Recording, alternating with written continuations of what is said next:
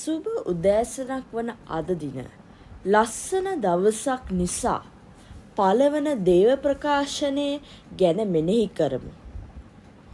ඒ කියවෙන්නේ ෂෙදකියා රජු ජෙරුසලමේ මිනිසුන් හා එම කාලෙදි සිටි අරබා රජු සමග එම ප්‍රදේශයේ තිබූ වස්තු සම්භාර විනාශ කර දැමුවා.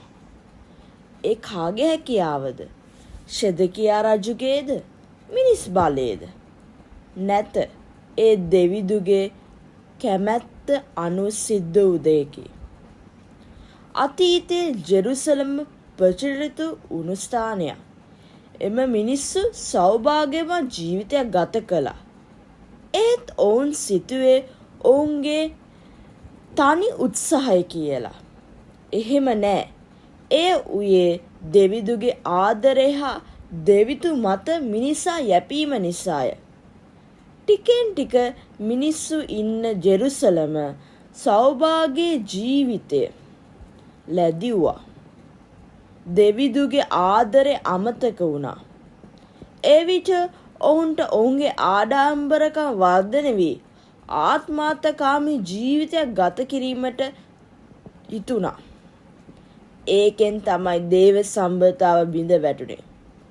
එවිට පාපයද වර්ධනය වුණා. සමාජයේදී අද අතීතයේ හා වර්තමානයේ අනාගතයේ දකින්න පුළුවන්.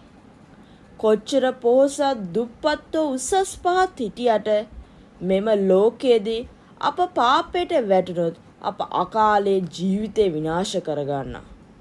හිතන්න, මත්ද්‍රව්‍ය සපන අය අද සමාජයේ හරිම පොහොසත් උසස් ලෙස ජීවත් වෙනවා. හැබැයි අන්තිමේදී ඔවුන්ට ඔවුන්ගේ සැප ජීවිතේ කඩාගෙන වැටෙන විට මිනිස් සම්බතා නැත, අසරණකම ඇත. මේයි සැබෑ අරුත වන ජීවිත මාර්ගය. දෙවිදු මත යැපෙන එක අසරණකමක් නොවේ. ඒ පියා හා දරුවෙක් මත තිබෙන සම්බතාවය. ඒ සදාටම සදාකාලිකේ. ඒ දෙවිදුව අතහැරුවොත් අපේ ජීවිතයේ අකාලයට මඩගෞරක් වන ප්‍රශ්නවල මිරිකී ඉන්නවා.